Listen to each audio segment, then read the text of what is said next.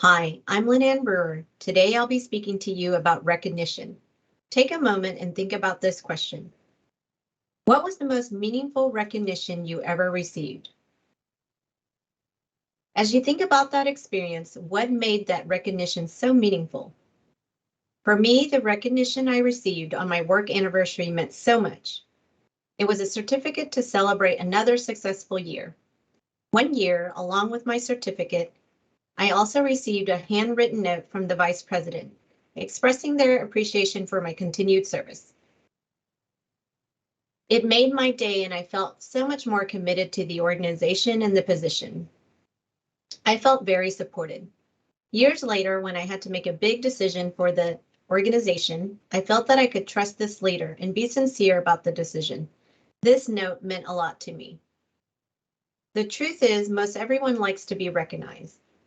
They want to be noticed when they've done a good job or when they did something great. People want to be seen. But far too often we fail on getting recognition right. We're too focused on the tangible rewards or recognition pieces, and we miss the most important thing, that like the element of intrinsic recognition. Other times we're giving recognition on an ad hoc basis or when it's on our mind. Sometimes it's not given consistently or fairly, or it's not aligned with the organizational value. The thing is, recognition matters. It's not just a nice thing to do, it's a driver of employee engagement and satisfaction. When done right, it reduces employees' turnover, increases productivity, and improves relationship. So how can we get it right? Well, it starts with having a clear understanding of what recognition is. Recognition is the acknowledgement of demonstrable behavior that the organization wants to encourage. It must be given for behaviors that align with core values and support the desired organizational performance. Calling out and giving recognition to employees when they demonstrate the organizational core value helps to make the value not just something pinned on the wall, but a lived experience. Recognizing employees when they exhibit behavior that drive performance and support the strategy creates a connection for employees on how their work impacts the organization's objectives. So to sum it up, effective recognition is based on culture and strategy. We translate expectation for culture and strategy into values and goals into key behaviors. These behaviors are then reinforced by recognition. Now that we've covered recognition and its benefit, what does it look like? Well, it can take on two forms. Either it's day-to-day recognition or formal. Day-to-day recognition does not require employees to meet specific criteria. It occurs frequently, casually, and appreciatively. Day-to-day recognition could be simple, like a verbal recognition, saying thank you, telling someone they did a great job. Maybe start a meeting with a successful story. Take a few moments to recognize someone. Acknowledge a recent achievement or give kudos. You can also encourage peer-to-peer recognition and asking others to do the same. Formal recognition has a clearly defined process and criteria. It has a scheduled frequency and it's less than day-to-day recognition. Some other ways to provide formal recognition could include a wall of fame or an online forum. You can post notes from customers, peers, and leaders. Another option is awarding the recipient a best seat in the house and giving them the best parking spot or sending a token. Additional option includes giving out service awards or featuring employees on the company's website, newsletters, or LinkedIn. Peer-to-peer recognition can be formal or informal. It's something that we should be all doing. If managers and leaders are the only ones giving out recognition, there's a lot of great work going unnoticed. For employees recognizing each other for their accomplishment, it drives a feeling of connection and appreciation, which leads to work culture of gratitude. This creates a better work environment, increased happiness, and greater job satisfaction. One of the ways we encourage peer-to-peer collaboration at the McLean Research and Learning Solution teams is our Penguin Factor. We have a team channels where we post little compliments and a penguin emoticon or GIF. We use it to give out public recognition to one another for an accomplishment. Why a penguin? No particular reason. We voted on the emoticon and the penguin won. So who doesn't like penguins? They're so cute and fun. There are no specific guidelines on what the accomplishment needs to be. For example, it could be for recognizing a work anniversary, a job well done, or for obtaining a professional designation. Each month, senior management reviews the penguin factor and determines the winner, and we send a gift card. The announcement also includes a shout out to the person who gives the most penguin in the month. This encouraged the groups to continue giving as many penguins to each other as possible. For us, this program has stayed very active. Why? Because it's simple and it keeps everyone in the loop. We stay up to date on what we are doing and achieving. This was very important because it connected us when we transitioned to working from home, and it has become an essential part of our hybrid work environment. It really drives a feeling of team cohesion and relationship. We all love it and check the channel regularly to read about the happy news. As you can see, the peer-to-peer penguin factor is an example of both informal and formal recognition.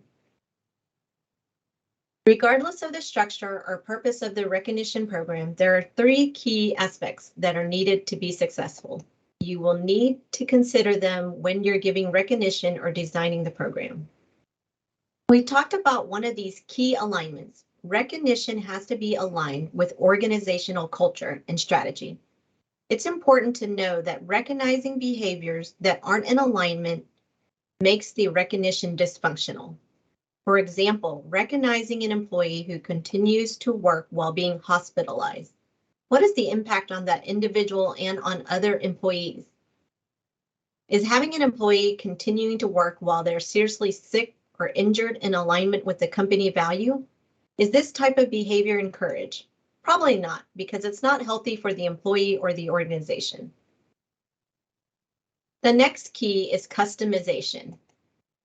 What do we mean by customization? Everyone has slightly different preference when it comes to recognition.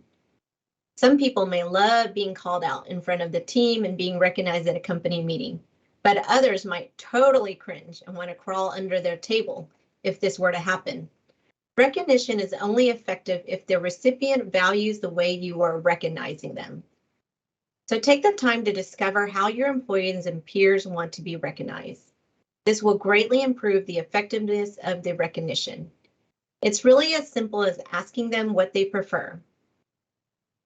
Another way to discover preference is to use a survey or a focus group. In this, you can learn how people like to be recognized and then develop programs and approaches that are tailored to their preference. The key is to customize the recognition to the individual so that it feels meaningful and authentic. The third key is transparency. Transparency ensures that the program is viewed as fair and equitable. It encourages participation and involvement from everyone. The criteria for recognition and the process for selecting recipients must be clear. For instance, basing recognition on criteria that are widely communicated, like values or core competencies, creates procedural fairness. This defines why aligned behaviors and individual demonstration of that behavior is recognized. Often when we think about recognition, we think about awarding monetary reward. But I just want to point out that cash isn't the only effective option. Research has shown that non-cash recognition is more effective at encouraging behaviors that are outside of an employee's core job responsibility. Recognition is impactful with cash, but rewarding employees without proper recognition can be counterproductive. Always put recognition first and use reward as a way to amplify its effectiveness. It doesn't have to be complicated or time-consuming. Remember some of the examples I shared, a simple thank you or sending someone a note or an email or sharing a story at a team meeting? It can go a long way to creating and supporting a culture of recognition. So I want to leave you with this challenge. Get started today. Think of someone you work with and how you can recognize them. Send an email or text and stop by their desk or drop a chat and simply let them know that you notice them in their work and that you appreciate it.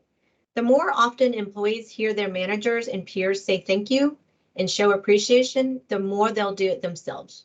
You can take the first step towards improving your team's recognition culture today. So I want to leave you with this challenge. Get started today. Think of someone you work with and how you recognize them. Send an email or a text.